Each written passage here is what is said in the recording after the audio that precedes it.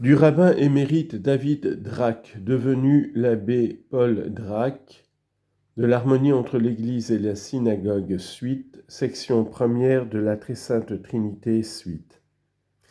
D'ailleurs, les premiers pères de l'Église qui traitaient de la Très Sainte Trinité ne s'exprimaient pas non plus toujours avec la scrupuleuse exactitude dans les termes que l'Église catholique a été obligée de formuler après l'apparition des diverses hérésies qui entamèrent successivement l'auguste mystère depuis les patripassiens jusqu'aux sociniens.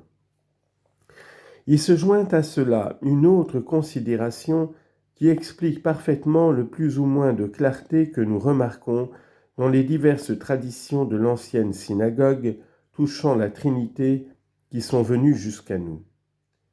Les pères de l'Église, et d'après eux de graves théologiens catholiques, distinguent les Juifs anciens en 3 classes pour ce qui regarde la notion de la Sainte Trinité. La première classe se composait des patriarches, des prophètes et en général de tous les hommes d'une haute piété, tous les justes de l'Ancien Testament. Ceux-ci avaient une connaissance de la Trinité aussi claire que nous pouvons la voir ici-bas, telle qu'elle s'enseigne depuis la descente du Saint-Esprit sur les apôtres au Cénacle de Jérusalem, époque assignée par saint Grégoire de Nazianze. C'est ainsi que notre Seigneur dit « Multi prophete et justi cupierunt videre quae vos videtis » De nombreux prophètes ont désiré voir ce que vous voyez. Matthieu chapitre 13, verset 17. Et Abraham, votre père, a exulté en voyant mon jour. Il l'a vu et il s'est réjoui. Jean chapitre 8, verset 56. La deuxième classe comprenait les hommes adonnés à l'étude de la loi de Dieu qui se composait de l'écriture et de la tradition. Ils connaissaient le mystère de la Sainte Trinité, mais moins parfaitement que ceux de la classe précédente. Le vulgaire formait la troisième classe. Il n'avait de ce mystère qu'une idée confuse ou l'ignorait entièrement, ce qui nous autorise à subdiviser le vulgaire en 2 nouvelles classes. Nous renvoyons pour plus ample développement de cette division à Tournely, qui disserte savamment sur ces 3 classes dans son traité De Trinitate. Mais nous ne pouvons nous dispenser de rapporter ici le passage suivant de saint Épiphane qui, d'extraction juive, connaissait si bien les antiquités de sa nation. Les hommes les plus éminents parmi eux, les enfants d'Israël, ont de tout temps enseigné avec une entière conviction la Trinité dans une unique essence divine, c'est-à-dire les prophètes et les hommes avancés en sainteté. Ceci rappelle naturellement le mot célèbre de saint Augustin. Et Abraham lui-même vit 3 personnes et il adora l'unique.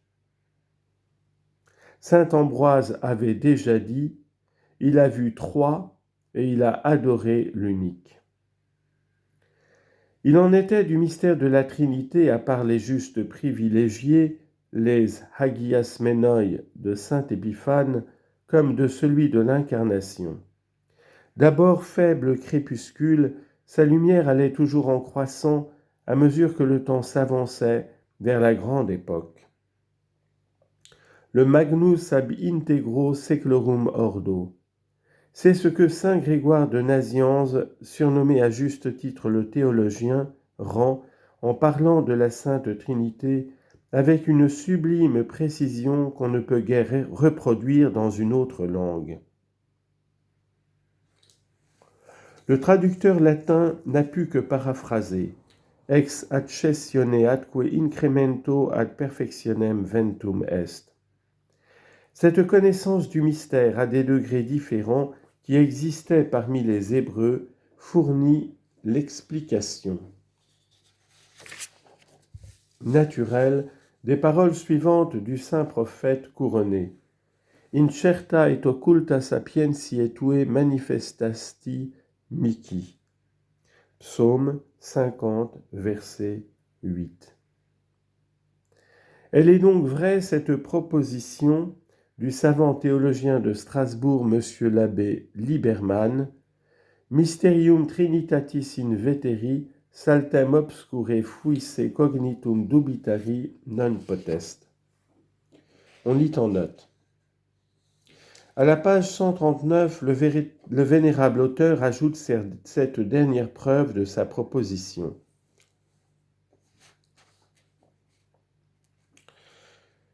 Je passe la citation en latin. Note suivante, numéro 5.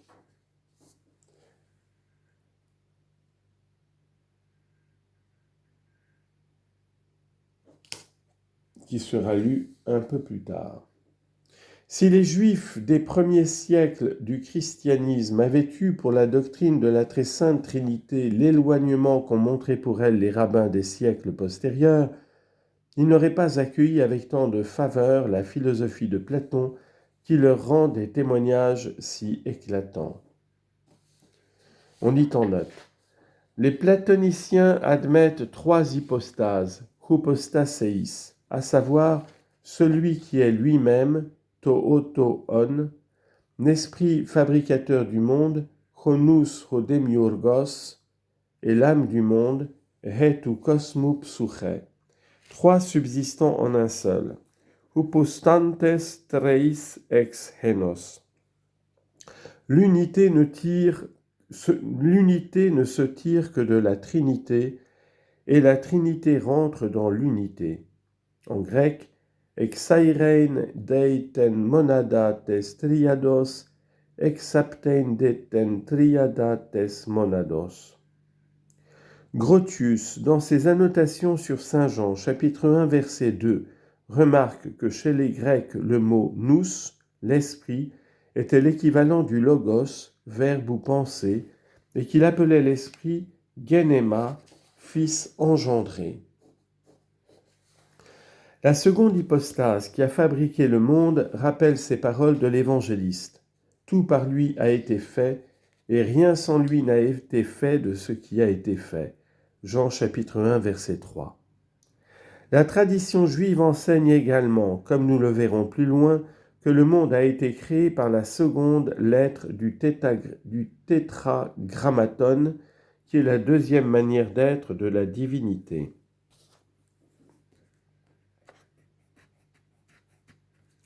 Celui qui est lui-même, to auto on, répond parfaitement à l'ego sum qui sum, ehye asher ehye en hébreu, d'Exode chapitre 3 verset 14. Et les dieux, Elohim, dit à Moïse, je suis qui je suis.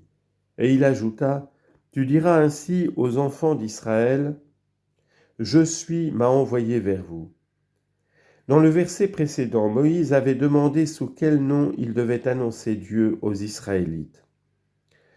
Le philosophe Numénius avait donc raison de dire que Platon n'était autre chose que Moïse s'exprimant en grec attique. En grec, ti esti Platon et Moïses attikidzon. Plusieurs pères de l'Église pensent que Platon a pris connaissance de la théologie des Hébreux pendant son voyage en Égypte, peu après la mort du prophète Jérémie. On trouve encore la doctrine de la Sainte Trinité, plus ou moins explicitement enseignée par plusieurs autres philosophes anciens, tous cités par Huet.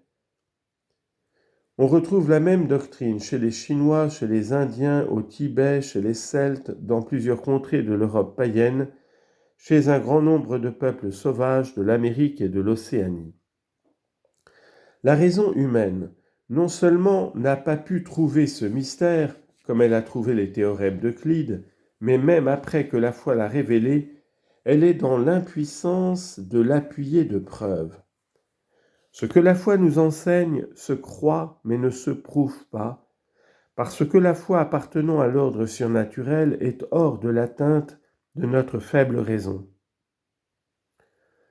Quand saint Paul, le savant disciple du chef des docteurs juifs, enseignait les vérités révélées, il donnait cet avis.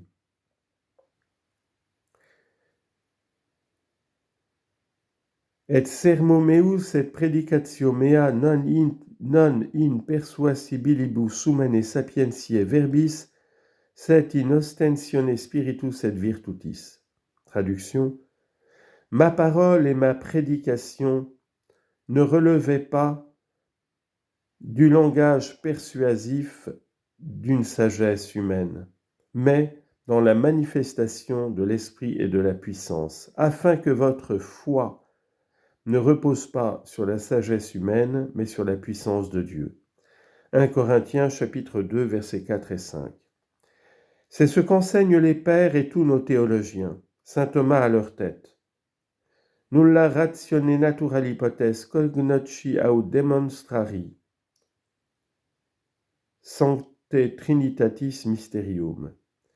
Aucune raison naturelle ne peut connaître ou démontrer le mystère de la très sainte Trinité. L'ange de l'école, après avoir dit « Par la raison, nous pouvons connaître ce qui relève de Dieu, ce qui appartient à l'unité de son essence, mais pas ce qui relève de la distinction des personnes. » Et il ajoute Qui autem probare nititur trinitatem personarum naturali ratione fide erogat quantum ad dignitatem ipsius fidei quae est ut sit de rebus invisibilibus quae rationem humanam excedunt. Ce mystère de la Trinité relève de la foi seule, qui regarde les réalités invisibles. C'est pourquoi l'apôtre dit la foi relève de ce qui ne se voit pas. Fides est de non apparentibus. C'est l'écueil contre lequel se sont brisés et le génie d'Abélard et l'extravagance de Raymond Lulle. Le premier a été victorieusement combattu par le grand Saint Bernard, le second a succombé sous l'excentricité de sa propre logique. Voici un des arguments qu'il semble choyer avec le plus de complaisance. Demonstratur Deum esse actum perfectissimum, sed in actu perfectissimo est concordia, ubi vero est concordia, ibi est pluritas. Scilicet est concordia bonificativi, nempe patris cum bonificabili, nempe filio, et actu bonificandi nempe spiritus sancto. Comprenez si vous pouvez et concluez si vous osez. Il faut donc dire, nécessairement, que ces philosophes et ces peuples païens connaissaient la Trinité divine, les uns par des communications avec les Juifs, les autres par le long retentissement de la puissante voix de l'Éternel qui annonça à nos premiers parents et aux saints patriarches le Messie rédempteur. Or, ainsi que nous l'avons déjà fait voir, sans Trinité, point de Messie.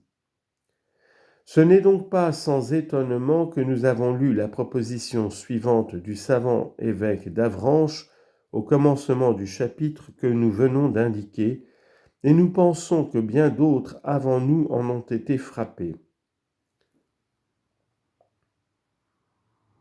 Suit la citation en latin, que je ne mentionnerai pas ici, à la page 461 du livre. Parce qu'il ne veut alléguer que les philosophes qui ont trouvé la Sainte Trinité par leur propre raisonnement. Il serait à désirer que quelqu'un donnât une explication satisfaisante de ces paroles d'un des plus illustres apologistes de notre religion.